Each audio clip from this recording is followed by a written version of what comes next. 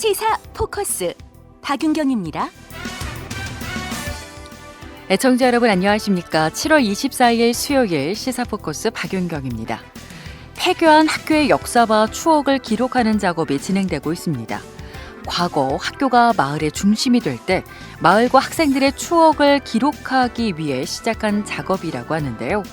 이른바 폐교 역사 기록화 사업에 대해서 강원 아카이브 협동조합 김시동 대표와 이야기 나눠보겠습니다.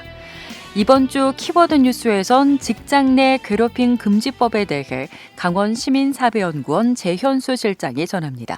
광고 듣고 잠시 후 돌아오겠습니다. 네, 우리 강원 지역의 학교들이 사라지고 있습니다.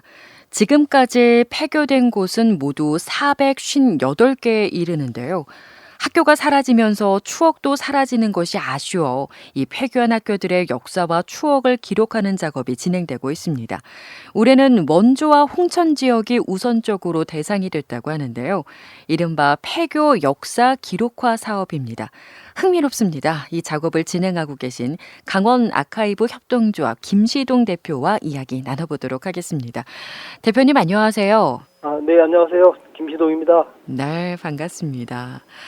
이 강원 폐교 역사 기록화 작업, 제가 처음 들었을 때 폐교의 역사를 기록한다 어떤 거지 하고 궁금했었는데요. 어떤 것들을 기록하고 저장하는 건가요? 그 강원 폐교 역사 기록화 사업은 강원 교육 복지재단에서 추진하는 사업인데요. 네. 그것이 이제 재작년에도 조금씩 그 지역의 폐교에 대한 기록화 작업이 진행이 됐습니다. 네. 네, 그런 과정에서 이 학교 공동체라는 것이 지역의 어떤 역할을 해왔는지 그런 거의 필요성이 좀 더 강조되고 하다 보니까 올해부터는 이제 본격적으로 강원도 전체를 대상으로 하는 사라진 학교에 대한 기록을 조사하고 또 그 중에서 원주와 홍천 지역을 대상으로 해서 집중적인 아카이빙 작업을 진행하고 있습니다. 네.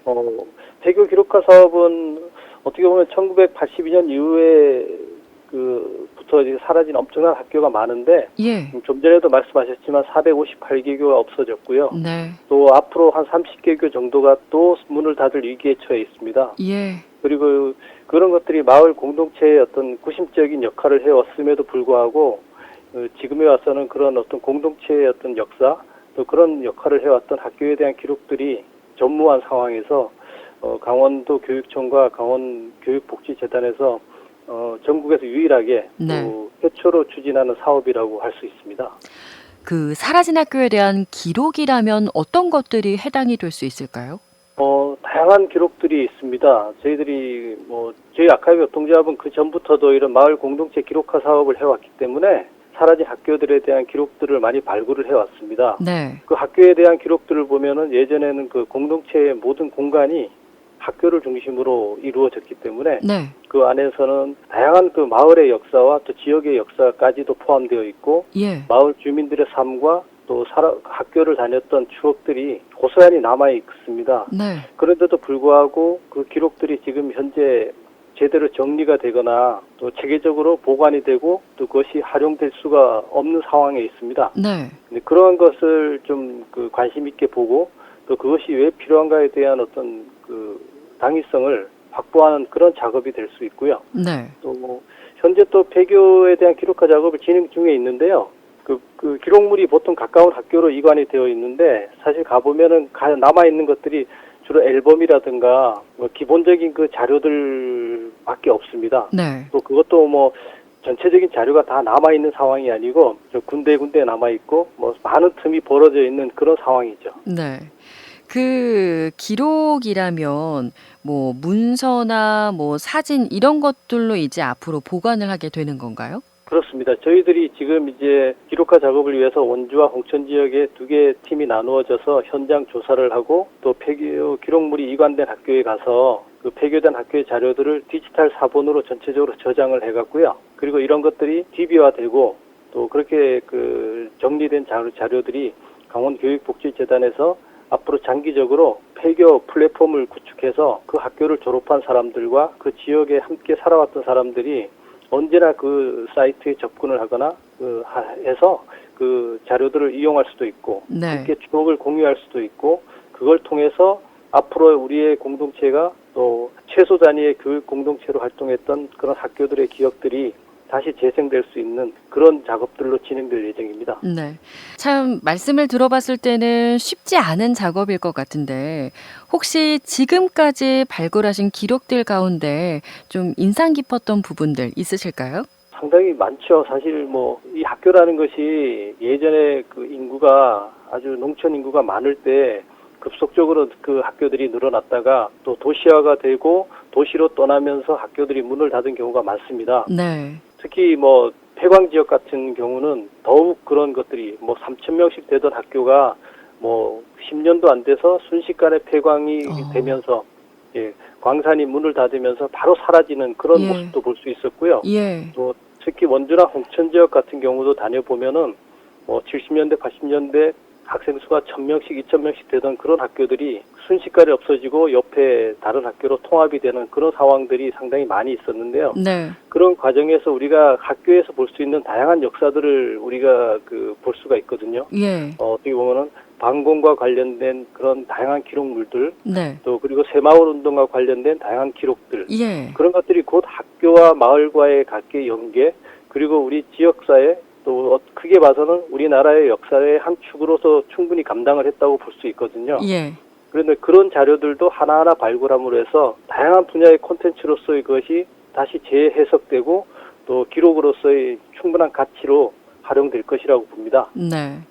뭐 학교에 따라서는 좀 폐교된 지 굉장히 오랜 시간이 지났으면은 그 역사 기록물들을 찾기가 쉽지 않을 것 같은데 사진 같은 자료 구하기도 어려우셨죠?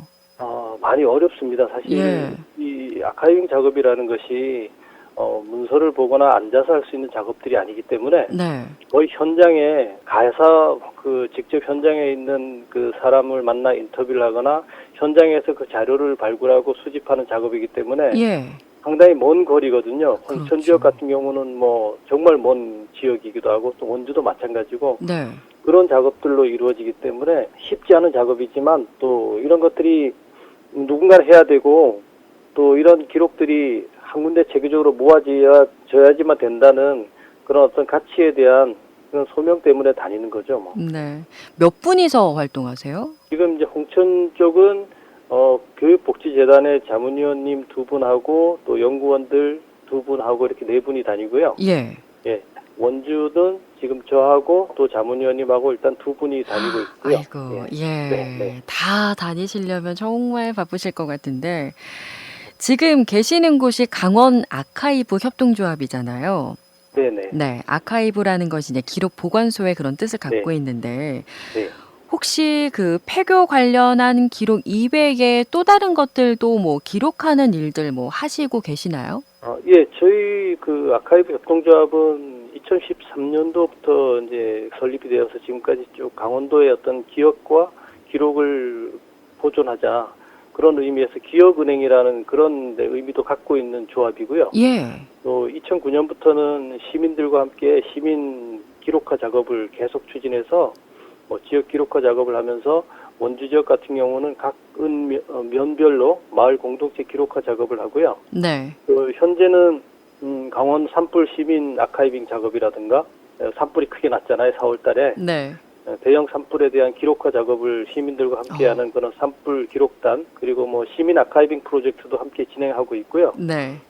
그리고 이제 조합에서 뭐 사업으로 본다면은 요즘은 이제 기록화 사업이 지역 활성화라든가 도시 재생 같은 그런 사업과 함께 많이 연계가 되기 때문에 네.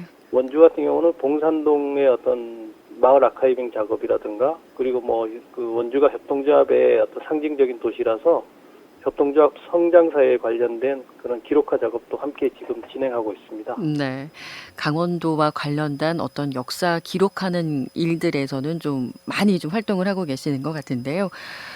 아까 이제 이거를 이제 다 데이터화하면은 일반 분들도 이제 접근하셔서 볼 수 있다라고 말씀을 하셨는데 이렇게 모아진 기록들은 나중에 좀 어떻게 활용이 될 수 있을까요? 일단은 저희들이 올해부터 이제 본격적으로 이런 작업들, 그 작년 재작년에 또 구축된 자료들을 전체를 정리가 되고 또 내년 후년까지 한 몇 년은 걸릴 겁니다. 이것들이 강원도의 18개 시군에 대한 그 기록화 작업을 하는 작업 기간을 본다면은 어느 정도 작업이 구축되면은 지금 강원교육복지재단에서 추진하고자 하는 방향은 강원도의 어떤 교육사에 대한 그 플랫폼을 구축해서 네. 많은 시민들이 그것을 접속해서 추억을 공유하고 그것을 다운받을 수도 있고 네. 또 본인들이 가지고 있는 사진을 직접 올릴 수도 있는 그런 그 양방향 소통할 수 있는 그런 콘텐츠로 활용할 수 있고요. 네. 또 가장 중요한 것은 어떤 시각적인 콘텐츠들이 많기 때문에 이런 것으로 이제 전시라든가 출판이라든가 이런 걸 통해서 지역 사회와 함께 콘텐츠로서 활용할 수 있는 것들 또 이런 것들이 결국은 공동체 사업하고도 많은 연계가 되어 있기 때문에 네. 그런 부분에 상당히 큰 효과가 있을 거라고 생각이 되는데 지역 사회나 또 이런 기록화 작업에 관련돼서 많은 관심을 가져주시면 좋겠습니다. 그 올해가 원주와 홍천 지역이 우선적으로 대상이 됐다고 하셨고 앞으로의 좀 진행 상황은 좀 어떻게 될까요? 일단은 올해 같은 경우는 원주 홍천 지역을 핵심적으로 해서 이 아카이빙 사업을 해서 뭐 연말 되면 저희들이 그런 성과물을 도출해내면 그것을 가지고 뭐 세미나라든가 이런 걸 통해서 지역사회와 또 오피니언들이 이런 것에 대한 인식에 변화를 줄 수 있는 그런 그 행사를 좀 준비하려고 하고요. 네. 그리고 뭐 이런 것들이 결국은 도의회라든가 교육청하고의 관계가 상당히 뭐 밀접한 부분이 있기 때문에 설득시키는 과정에서도 상당히 중요하다고 생각이 들거든요. 네. 그것이 어느 정도 올해 성과가 나와야지만 내년에도 이런 것들이 또 반영이 돼서 지속적으로 학교의 기록들이 학교 공동체의 어떤 기억들이 모아지지 않을까 생각됩니다. 네. 지금 방송을 듣고 계신 분들 가운데에서도 본인이 어렸을 때 다니던 학교가 지금 폐교가 됐다면 혹시 그 학교와 관련해서 뭐 사진이라든가 어떤 기록물들 갖고 계시다면 아카이브 협동조합 쪽으로 좀 도움을 주셔도 좋겠다라는 생각이 듭니다. 앞으로 계속해서 그 결과물 나올 때도 다시 한번 연결해 보도록 하겠습니다. 고맙습니다. 네, 감사합니다. 네, 지금까지 강원 아카이브 협동조합의 김시동 대표였습니다. 여러분은 지금 생방송 시사 포커스 박윤경입니다를 듣고 계십니다. 네, 매주 수요일 이 시간은 한 주간 키워드 뉴스를 나눠보는 시간이죠. 강원 시민사회연구원 재현수 실장 만나보도록 하겠습니다. 안녕하세요. 네, 안녕하세요. 오늘은 정말 오랜만에 스튜디오에서 뵙네요. 네, 너무 좋습니다. 앞으로 자주 오실 건가요? 네, 그렇게 하겠습니다. 아, 네. 좋습니다. 자, 오늘 어떤 키워드 뉴스 나눠볼까요? 네, 지난 16일 날 직장 내 괴롭힘 방지법 네. 이게 이제 통과가 됐습니다. 이제 예. 직접 시행이 되는 건데요. 많은 분들이 관심을 가지고 있는 것 같습니다. 정말 많은 분들의 관심이 대단했습니다. 자, 이 법이 어떤 계기로 만들어진 것인가요? 네, 이 법이 이제 기본적으로 이 사용자들이 직장 내에서의 괴롭힘 이런 것들을 예방하고 그리고 직장 내 괴롭힘이 발생할 경우에 적절한 조치를 취해야 한다.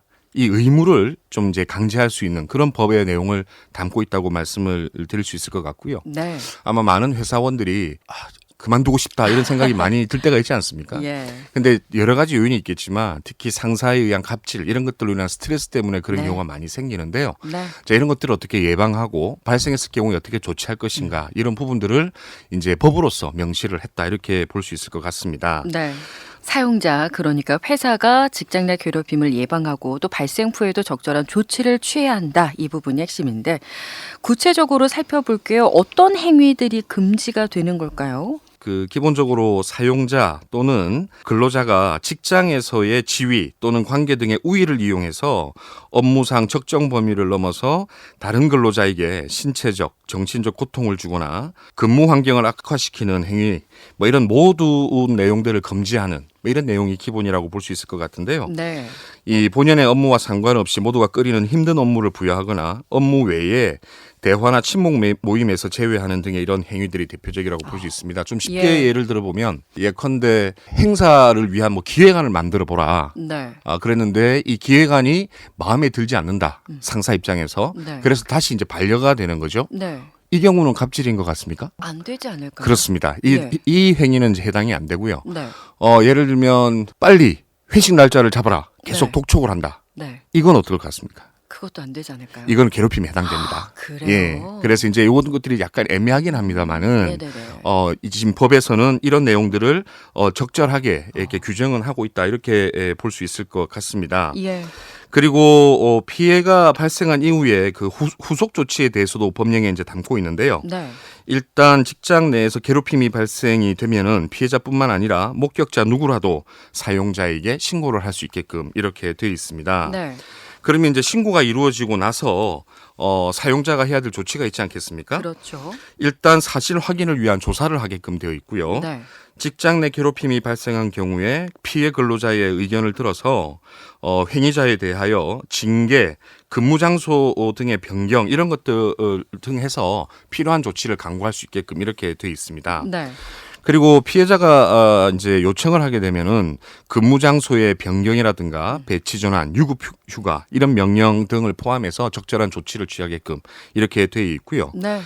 조사 조사 기간 동안 피해 근로자 등을 보호하기 위해서 필요한 경우에는 피해 근로자의 의견을 들어서 근무 장소의 어떤 변경, 유급 휴가 명령 이런 것들을 포함한 적절한 조치를 취하게끔 이렇게 되어 있습니다. 네. 다만 약간 좀 아쉬운 것은 전반적으로 법령 내에 처벌 조항이나 이런 것들이 없기 때문에 네. 좀 괴롭힘이 발생했을 경우에 조치를 어떻게 해야 될 것인가에 대한 규정을 해놨다라는 것이 이 법의 가장 큰 특징이라고 볼 수 있는데 이런 적절한 조치가 이루어질 수 있는 사내 문화를 어떻게 형성하느냐 이런 네. 부분이 가장 큰 관건이 될 것 같습니다. 아까 그 처벌 조항은 없다고 말씀하셨는데 만약 회사가 후속 조치를 안 한다거나 또는 뭐 신고를 해야 한다고는 하는데 신고자에게 불이익이 갈 수도 있잖아요. 이 그렇습니다. 부분에 대한 대책들은 좀 어떨까요? 이 법은 아까 말씀드렸지만 가해자에 대한 처벌 조항을 가지고 있지는 않습니다. 네. 그러나 사용자가 직장 내 괴롭힘 발생 사실을 신고한 근로자라든가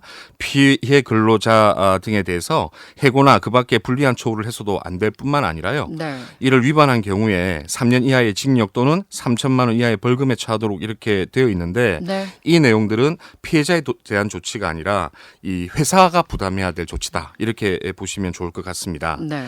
만약에 적절한 대처가 이루어지지 않은 경우에는 근로자가 노동청에 신고를 하거나 또는 부당해고나 징계에 대해서 노동위원회에 구제 신청을 해서 민형사 소송은 가능하게끔 되어 있는 거죠. 네. 그러니까 피해자와 가해자가 있을 수 있는데요. 네. 이 법령은 가해자에 대한 처벌을 하지는 않습니다. 피해자는 구제해 줄 수 있고요. 음. 그러나 이 의무를 다하지 않을 경우에 사용자 측의 회사 예. 여기에 대해서는 처벌을 할 수 있고 가해자는 관련된 민형법상의 아.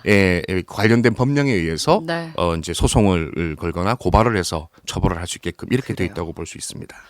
자, 지금 일주일 정도 지났는데요. 크게 화제가 된 만큼 좀 어떤 변화가 있는지도 궁금한데요.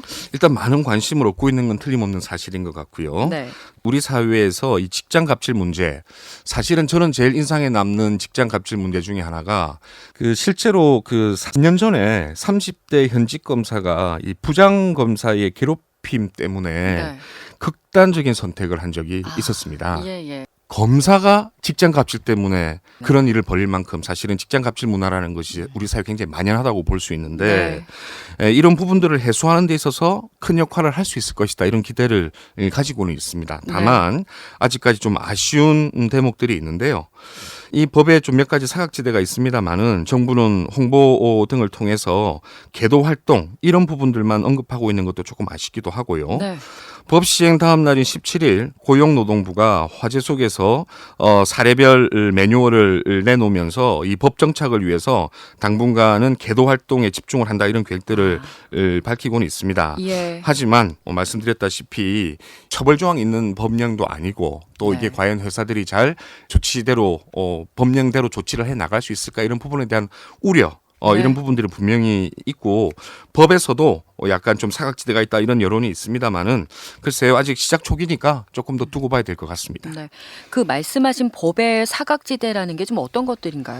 이 법의 핵심이 이제 근로기준법의 개정 아니었습니까? 네. 따라서 근로기준법의 적용 대상이 아닌 공무원 같은 경우는 이 법에서 적용 대상이 아니다. 예. 라는 것이 좀 많이 아쉽죠. 예. 공무원 같은 경우는 국가공무원법이 우선 적용이 되고요. 네. 이 법에서 명시가 되지 않은 사항은 근로기준법에 적용을 받도록 이렇게 되어 있기 때문입니다. 네. 국가공무원이라든가 지방공무원, 교사나 교직원 이렇게 모든 공무원은 대통령령으로 정한 복무규정을 적용하고 있지만 복무규정에는 공무원의 근무 시간, 휴가, 정치적 중립성 이런 부분들에 대한 규정만 있죠. 직장 내 괴롭힘 방지법과 같이 갑질 행위를 막을 만한 근거는 아직 없습니다. 네. 이런 측면에서 볼 때 저는 이제 공무원들도 좀 해당이 돼야 되는 것이 아니냐 이런 측면도 있고요. 네. 상황이 이렇다 보니까 공무원 사회에서는 상급자들이 부당 업무를 지시하거나 갑질을 하더라도 사실상 뭐 특별하게 취할 수 있는 조치가 없다라는 측면에서 좀 아쉬움이 있다 이런 생각이 들고요. 네. 제가 생각할 때 가장 큰 어려움은 업무상 필요성이라든가 사회 통념이 이 법령의 핵심적인 기준인데 네. 글쎄요. 업무상 필요성 또 사회 통념 이런 것들을 어떻게 규정을 할 거냐 이런 부분도 사실은 좀 논란의 대상이 될 수 있겠다 이런 예. 생각이 듭니다. 네. 그래서 일각에서는 사내 문화까지도 법령으로 제재를 해야 하는 것인가 이런 얘기들도 있었거든요. 네. 그럼에도 불구하고 말씀드렸던 것처럼 최근에 이 사내의 이런 갑질 문화가 너무 만연하다 보니까 법령이 만들어졌고 이게 잘 적용될 수 있도록 하기에는 앞으로 사실 법적 보완을 필요해서 법적 보완을 포함해서 사내에서 이런 문화를 조성하기 위한 노력들이 잘 이루어질 필요성이 있을 것 같습니다. 그리고 언론에서도 많이 지적을 했지만 하청기업 노동자들은 이 법이 있어도 적용받기가 어려운 구조잖아요. 그렇습니다. 이것도 큰 사각지대라고 볼 수 있는데요. 원하청 노동자 간에 발생하는 갑질도 이 법령의 대상에 포함하기가 힘듭니다. 네. 파견법 등을 보면은요, 사용사업주와 그 소속 노동자 또 파견 노동자 간 직장 내 괴롭힘 이것은 인정될 수 있습니다. 반면에 원청과 하청 노동자 간에는 법상의 이 직장 내 괴롭힘 행위자로는 좀 보기 어렵다 이런 측면이 있습니다. 예. 그래서 원청 노동자가 하청 노동자에게 부당한 업무 지시를 내려도 규제할 방법이 없다는 게 현실적으로 큰 아쉬움이라고 볼 수 있습니다. 하지만 여기에서도 갑질은 많을 것 같은데. 그렇습니다. 뭐 아시다시피 우리 사회가 사실은 이게 원청, 하청 또 그게 재하청 이런 구조들을 많이 가지고 있지 않습니까? 네. 그래서 이런 부분들을 해소할 수 있는 법적인 보완 이런 것도 굉장히 중요한 과제가 될 것 같습니다. 혹시 이 부분에 대해서 고용노동부는 어떤 입장인가요? 네. 고용노동부는 원청 사업주는 소속 노동자가 누구를 상대로 행위를 했는지를 불문하고 직장 내 괴롭힘 관련 취업 규칙이 적용되도록 하는 것이 바람직하다. 이런 입장만 지금 되풀이하고 있습니다. 네. 게다가 이제 뭐 더 문제라고 볼 수 있는 게 5인 미만 사업장인데요. 네. 5인 미만 사업장 같은 경우는 취업 규칙 적용 자체가 뭐 사실은 안 되고 있지 않습니까? 예. 애초 직장 내 괴롭힘 금지법에 명시된 바로는 5인 미만 사업장은 해당 사항에 적용되지 않는다고 명시가 돼 있어서 불합리한 조치를 당하더라도 특별히 대응할 수 있는 방안이 없다라는 것도 큰 아쉬움이라고 볼 수 있습니다. 예. 그러나 아까 뭐 지적해 주신 대로 이 직장 내 괴롭힘 사례 중에 보면은 상당수가 파견직, 용역직, 특수고용직 그리고 원하청 간의 관계 이런 부분에서 발생하는 경우가 많다라는 점에서 우리가 유추해 보면 이 부분이 아주 심각한 법의 사각지대다 이렇게 볼 수 있을 것 같습니다.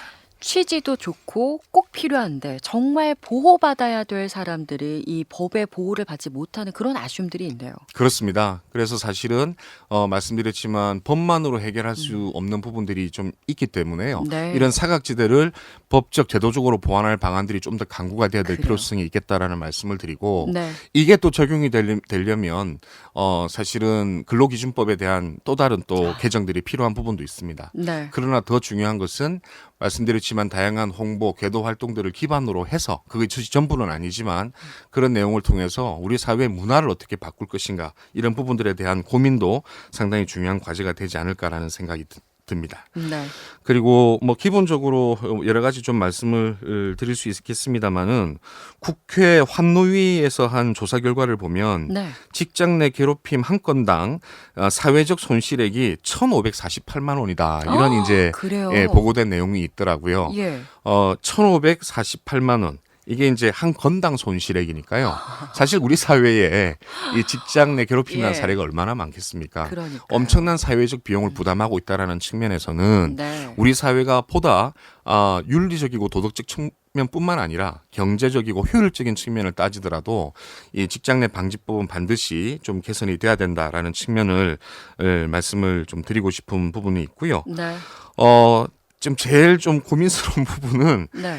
이 가해자가 만약에 대표이사나 이른바 사장 이럴 네네. 경우에는 예. 왜냐하면 이 법의 조치의 이 주체가 대표이사나 사장이거든요. 그렇죠. 예.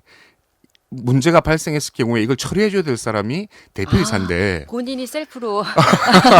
네. 그렇습니다. 이게 이제 이 매뉴얼에 따르면은 이런 사건이 발생을 하면 감사나 혹은 뭐 조사위원회를 꾸려서 사장의 괴롭힘을 조사를 하고 그다음에 이사회에 이걸 보고를 하게 네. 돼 있다라는 건데요.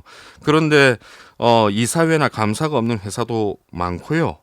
있다고 하더라도 그게 되겠나요? 대표나 예. 대표이사나 사장을 과연 제대로 조사를 할 수 있을까? 그러네요. 예, 이런 부분들이 사각지대입니다. 그래서 네. 이런 부분에 있어서 이 법의 실효성이 떨어진다라는 비판이 여전히 좀 있습니다. 네. 말씀드렸던 것처럼 이 법의 실효성에 대해서는 여전히 좀 아쉬움이 있습니다만은 그럼에도 불구하고 우리 사회의 직장 내 갑질 문화를 어떻게 개선해 나갈 것인가의 방향 어떻게 지평을 열었다는 측면에서 이 법의 가치가 네. 있기 때문에 앞으로 우리 사회에서 모든 구성원들이 이 직장을 중심으로 해서 갑질 문화를 해소해 나가는데 네. 함께 좀 고민을 하고 노력을 해 나갈 필요성이 있을 것 같습니다. 알겠습니다. 자, 오늘 직장 내 괴롭힘 금지법에 대해서 키워드 뉴스 나눠봤습니다. 고맙습니다. 고맙습니다. 네, 지금까지 강원시민사회연구원 재현수 실장이었습니다.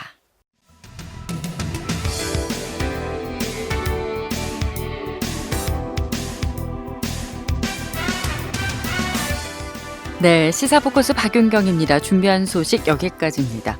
오늘 오후부터 주말까지 비 소식이 있습니다. 운전길 조심하시고요. 저는 내일 낮 목요 초대석으로 다시 찾아뵙겠습니다. 고맙습니다.